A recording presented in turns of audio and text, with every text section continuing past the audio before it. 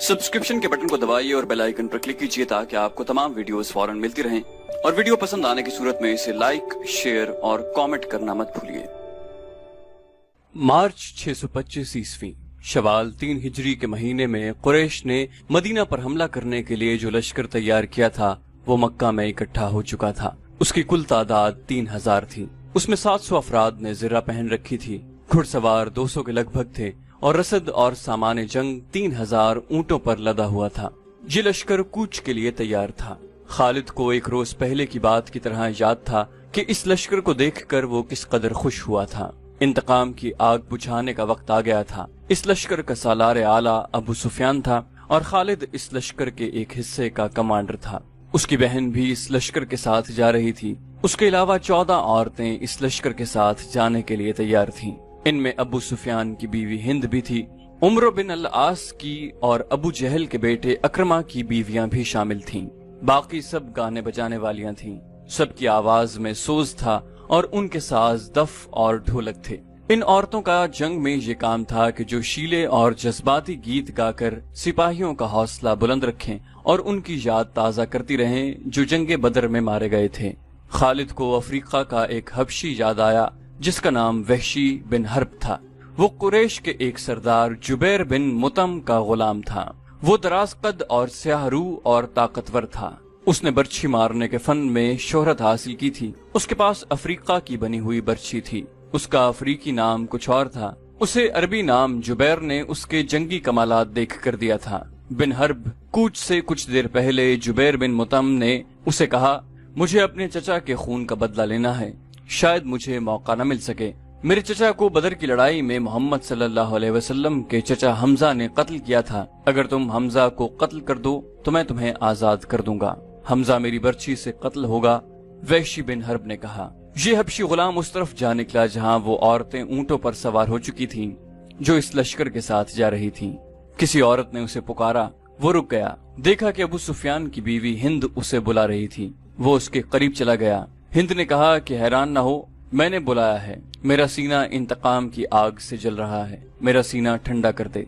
गुलाम ने कहा, हुक्म खातून, अपने सालार की जोजा के हुक्म पर अपनी जान भी दे दूंगा। बदर में मेरे बाप को हमजा ने कत्ल किया था। हिंद ने कहा, तू हमजा को अच्छी तरह पहचानता है। ये देख, मैंने सोने के जो जेवरात पहन रखे हैं। अगर तू हमजा को कत्ल कर देगा तो ये सब जेवरात तेरे होंगे। वहशी बिन हर्ब ने हिंद के जेवरात पर नजर डाली तो वो मुस्कुराया और जेरे लब पुरअज़्म लहजे में बोला, हमजा को मैं ही कत्ल करूंगा। खालिद को अपने लश्कर का कूच याद था। उसी रास्ते से लश्कर मदीना को गया था। उसने एक बुलंद जगह खड़े होकर लश्कर को देखा था। उसका सीना फख्र से फैल गया।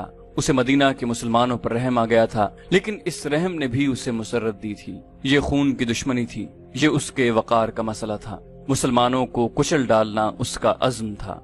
जंग उहद के बहुत दिन बाद उसे पता चला था कि जब मक्का में कुरैश अपना लश्कर जमा कर रहे थे तो इत्तला रसूल करीम को मिल गई थी, और जब ये लश्कर मदीना के रास्ते में था तो रसूल खुदा सल्लल्लाहु अलैहि वसल्लम को उसकी रफ्तार, पड़ाव और मदीना से फासले की इत्तलाएं मुसलसल मिलती रही थीं। आप सल्लल्लाहु अलैहि वसल्लम को लश्कर के मक्का से कूच की इत्तला हजरत अब्बास रज़ियल्लाहु अन्हु ने दी थी। कुरैश के इस लश्कर ने मदीना से कुछ मील दूर कोहे अहद के करीब एक ऐसी जगह कैंप किया था जो हरी भरी थी और वहाँ पानी भी था। खालिद को मालूम न था कि मुसलमानों के 2 जासूस इस लश्कर की पूरी तादाद देख आए हैं और रसूल करीम सल्लल्लाहु अलैहि वसल्लम को बता चुके हैं।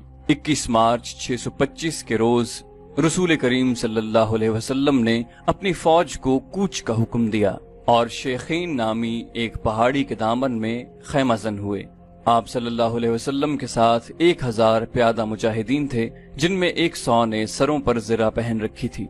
मुजाहिदीन के पास सिर्फ 2 घोड़े थे, जिनमें से एक नबी सल्लल्लाहु अलैहि वसल्लम के पास था। इस मौके पर मुनाफिकीन के निफाक का पहला खतरनाक मुजाहिरा हुआ जो गद्दारी के मुतरादिफ था। मदीना के बाज़ ऐसे लोगों ने इस्लाम कबूल कर लिया था जो दिल से मुसलमान नहीं हुए थे। उन्हें रसूल करीम सल्लल्लाहु अलैहि वसल्लम ने मुनाफिकीन कहा था। किसी के मुताल्लिक ये मालूम करना कि वो सच्चा मुसलमान है या मुनाफिक बहुत मुश्किल था।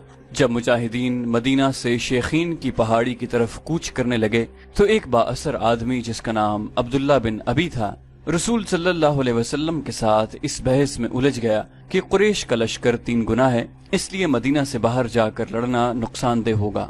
आप सल्लल्लाहु अलैहि वसल्लम ने मुजाहिदीन के दूसरे सरदारों से राय ली तो अक्सरियत ने ये कहा कि शहर से बाहर लड़ना ज्यादा बेहतर होगा। आप सल्लल्लाहु अलैहि वसल्लम अब्दुल्ला बिन अबी के ही हम ख्याल थे, लेकिन आपने अक्सरियत का फैसला ही मंजूर फरमाया और कूच का हुक्म दे दिया। अब्दुल्ला बिन अबी ने शहर से बाहर जाने से इनकार कर दिया। उसके पीछे हटने की देर थी कि लश्कर में से 300 आदमी पीछे हट गए। तब पता चला कि ये सब मुनाफिकीन थे और अब्दुल्ला उनका सरदार है। अब 3000 के मुकाबले में मुजाहिदीन की नफरी सिर्फ 700 रह गई थी। रसूल करीम सल्लल्लाहु अलैहि वसल्लम दिल बर्दाश्त न हुए और 700 ही को साथ लेकर कोहे अहद के दामन में शेखीन के मकाम पर पहुंचे। खालिद ने एक बुलंद टेकरी पर खड़े होकर मुसलमानों की तरतीब देखी और उसने अपने सालार अबू सुफियान को बताकर अपने दस्ते की जगह तय कर ली। रसूल अकरम सल्लल्लाहु अलैहि वसल्लम ने मुजाहिदीन को कमोबेश 1000 गज लंबाई में फैला दिया।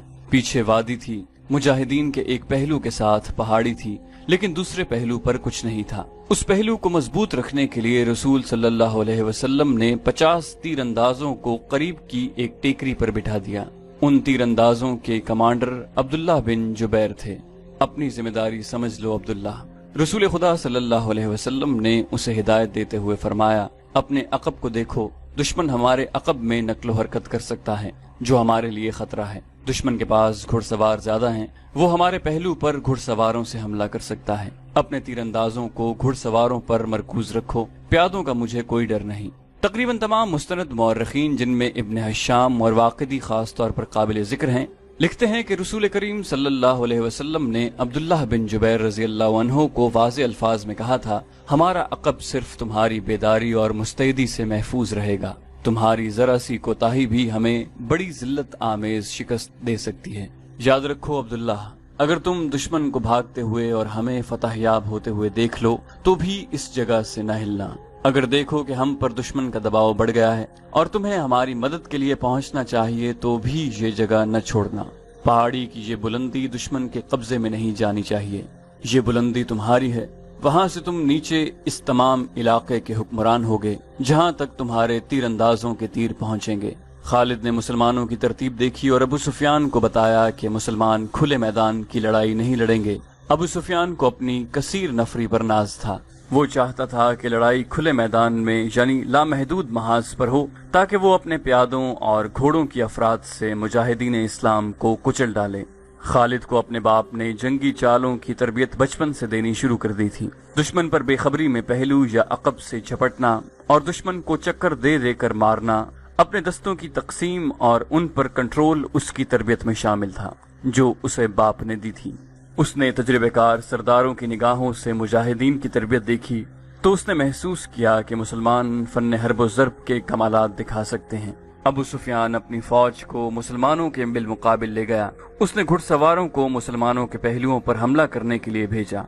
एक पहलू पर खालिद और दूसरे पर अक्रमा थे। दोनों के साथ 100 घुड़सवार थे। तमाम घुड़सवारों का कमांडर उमरो बिन अलास था। प्यादों के आगे अबू सुफियान ने 100 तीरंदाज रखे। कुरैश का परचम तलहा बिन अबू तलहा ने उठा रखा था। उस जमाने की जंगों में परचम को दिल जैसी अहमियत हासिल थी। परचम के गिरने से फौज का हौसला टूट जाता और भगदड़ मच जाती। कुरैश ने जंग की इब्तिदा इस तरह की कि उनकी सफों से एक शख्स अबू आमिर फासिक आगे होकर मुजाहिदीन के करीब चला गया। उसके पीछे कुरैश के गुलामों की कुछ तादाद भी थी। अबू आमिर मदीना का रहने वाला था। वो कबीला ओस का सरदार था। जब रसूल करीम सल्लल्लाहु अलैहि वसल्लम मक्का से हिजरत करके मदीना गए थे तो अबू आमिर ने कसम खाई थी कि वो आप सल्लल्लाहु अलैहि वसल्लम को और तमाम मुसलमानों को मदीना से निकाल कर दम लेगा। उस पर एक बड़ी ही हसीन यहूदन का और यहूदियों के माल दौलत का तिलिस्म तारी था। यहूदियों की इस्लाम दुश्मन कार्रवाइयां जमीन दोज होती थीं।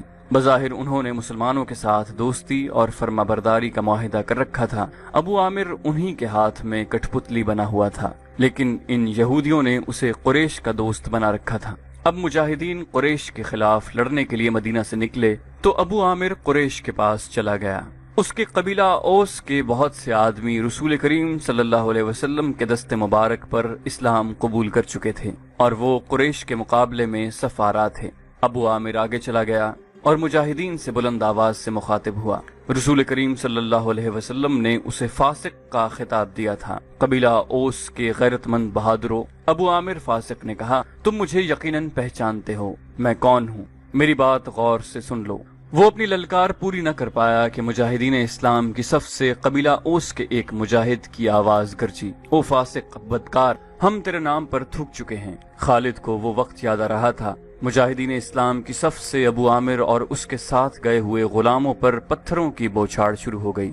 مورخ لکھتے ہیں کہ پتھر برسانے والے قبیلہ اوس کے مجاہدین تھے۔ ابو عامر اور غلام جو مجاہدین کے پتھروں کی زد میں تھے، ایک ایک دو دو پتھر کھا کر پیچھے بھاگ آئے۔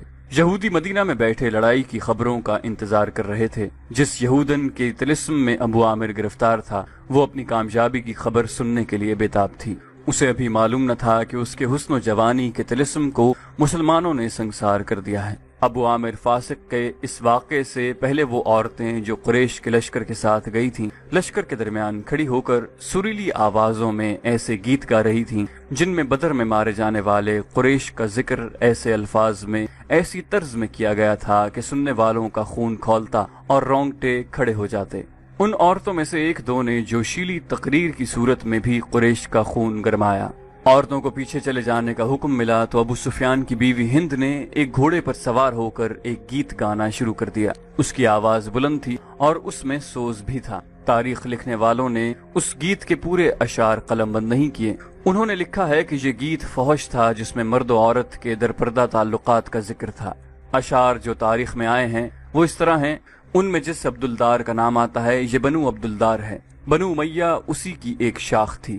بنو عبدالدار قریش کا بہت اونچا خاندان تھا۔ عبدالدار کے سپوتوں، ہمارے گھرانوں کے پاسبانوں، ہم رات کی بیٹیاں ہیں، ہم تکیوں کے درمیان حرکت کیا کرتے ہیں، اس حرکت میں لطف اور لذت ہوتی ہے۔ تم دشمن پر چڑھ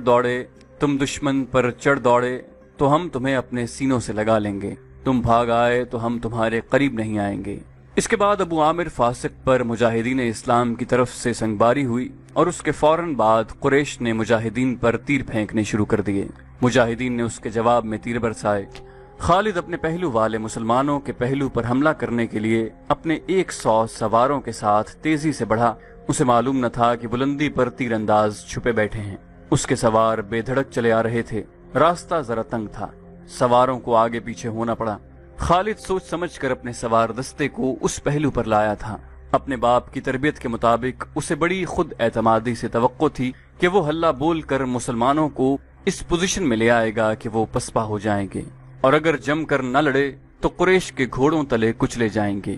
مگر مسلمانوں کے پہلو سے اس کے سوار ابھی دور ہی تھے کہ اوپر سے تیر اندازوں نے اس کے اگلے سواروں کو نہ آگے جانے کے قابل چھوڑا نہ وہ پیچھے ہٹنے کے قابل رہے۔ ایک ایک سوار کئی تیر کھا کر گرا، اور جن گھوڑوں کو تیر لگے انہوں نے خالد کے سوار دستے کے لیے قیامت برپا کر دی۔ پیچھے والے سواروں نے گھوڑے موڑے اور پسپا ہو گئے۔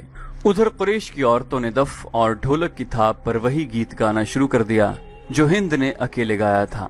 مورخ واقعی لکھتا ہے کہ عربی جنگجوؤں کے اس وقت رواج کے مطابق ایک ایک جنگجو کے لڑنے کا مرحلہ آیا۔ سب سے پہلے قریش کے پرچم بردار طلحہ بن ابو طلحہ نے آگے جا کر مجاہدین اسلام کو للکارا کہ اس کے مقابلے کے لیے کسی کو آگے بھیجو۔ عامر دین کے دشمن حضرت علی رضی اللہ عنہ نے تند ہوا کے جھونکے کی طرح آگے آ کر کہا، میں آتا ہوں تیرے مقابلے کے لیے۔ طلحہ اپنے قبیلے کا پرچم تھامے تلوار لہراتے ہوئے بفرا ہوا آیا، مگر اس کا وار ہوا کو چیرتا ہوا گزر گیا۔ وہ ابھی سنبھل ہی رہا تھا کہ حضرت علی کی تلوار نے اسے ایسا گہرا زخم لگایا کہ پہلے اس کا پرچم گرا، پھر وہ خود گرا۔ قریش کا ایک آدمی دوڑا آیا اور پرچم اٹھا کر لے گیا۔ حضرت علی اسے بھی گرا سکتے تھے، مگر انفرادی مقابلوں میں یہ روا نہ تھا۔ طلحہ کو اٹھا کر پیچھے لے آئے۔ اس کے خاندان کا ایک اور آدمی آگے بڑھا۔ میں انتقام لینے کا پابند ہوں، وہ للکار کر آگے گیا، آ میری تلوار کی کاٹ دیکھ۔ حضرت علی رضی اللہ عنہ خاموشی سے اس کے مقابلے پر آ گئے۔ دونوں نے ایک دوسرے کی آنکھوں میں آنکھیں ڈالے، ایک چکر کاٹا، پھر ان کی تلواریں اور ڈھالیں ٹکرائیں، اور اس کے بعد سب نے دیکھا کہ حضرت علی کی تلوار سے خون ٹپک رہا ہے اور ان کا مد مقابل زمین پر پڑا تڑپ رہا تھا۔ پھر قریش کے متعدد آدمی باری باری للکارتے ہوئے آگے بڑھے، مجاہدین کے مقابلے میں مرتے گئے۔ قریش کا سالار اعلیٰ ابو سفیان اپنے آدمیوں کو گرتا دیکھ کر غصے سے بے قابو ہو گیا۔ جنگی دستور کے مطابق اسے انفرادی مقابلے کے لیے نہیں اترنا چاہیے تھا، کیونکہ وہ سالار تھا۔ اس کے مارے جانے سے اس کی فوج میں ابتری پھیل سکتی تھی، لیکن وہ اپنے آپ پر قابو نہ رکھ سکا۔ وہ گھوڑے پر سوار تھا۔ اس نے گھوڑے کو ایڑ لگائی اور للکارتا ہوا آگے چلا گیا۔ اس کی بیوی ہند نے اسے جاتے دیکھا تو اپنے اونٹ پر سوار ہو کر آگے چلی گئی اور بڑی بلند آواز سے وہی گیت گانے لگی۔ ابو سفیان گھوڑے پر سوار تھا، لیکن اس کے مقابلے کے لیے جو مسلمان آگے آیا وہ پیادہ تھا۔ تاریخ اسے حنظلہ بن ابو عامر رضی اللہ عنہ کے نام سے یاد کرتی ہے۔ ابو سفیان کے ہاتھ میں لمبی برچھی تھی۔ کسی کو بھی توقع نہ تھی کہ تلوار والا پیادہ برچھی والے گھڑ سوار سے زندہ بچ جائے گا۔ ابو سفیان کا گھوڑا حنظلہ رضی اللہ عنہ پر سرپٹ دوڑا آیا۔ ابو سفیان نے برچھی تول کر پھر تاک کر ماری، لیکن حنظلہ رضی اللہ عنہ پھرتی سے ایک طرف ہو گئے۔ اس طرح 3 مرتبہ ہوا۔ تیسری مرتبہ ابو سفیان کا گھوڑا نکل گیا تو حنظلہ اس کے پیچھے دوڑ پڑے۔ گھوڑا رک کر پیچھے کو مڑا تو حنظلہ رضی اللہ عنہ اس تک پہنچ چکے تھے۔ ابو سفیان اسے دیکھ نہ سکا۔ حنظلہ نے گھوڑے کی اگلی ٹانگوں پر ایسا زوردار وار کیا کہ گھوڑا گر پڑا۔ ابو سفیان دوسری طرف گرا۔ حنظلہ رضی اللہ عنہ اس پر حملہ کرنے کو آگے بڑھے تو ابو سفیان گرے ہوئے گھوڑے کے ارد گرد دوڑ کر اپنے آپ کو بچانے لگا، اور اس کے ساتھ ہی اس نے قریش کو مدد کے لیے پکارا۔ قریش کا ایک پیادہ دوڑا آیا۔ مسلمان اس غلط فہمی میں رہے کہ یہ آدمی ابو سفیان کو اپنے ساتھ لے جائے گا، لیکن اس نے بے اصولی کا مظاہرہ کیا اور پیچھے سے حنظلہ رضی اللہ عنہ پر وار کر کے انہیں شہید کر دیا۔ ابو سفیان اپنی صفوں میں بھاگ گیا۔ سبسکرپشن کے بٹن کو دبائیے اور بیل آئیکن پر کلک کیجیے تاکہ آپ کو تمام ویڈیوز فوراً ملتی رہیں، اور ویڈیو پسند آنے کی صورت میں اسے لائک، شیئر اور کامنٹ کرنا مت بھولیے۔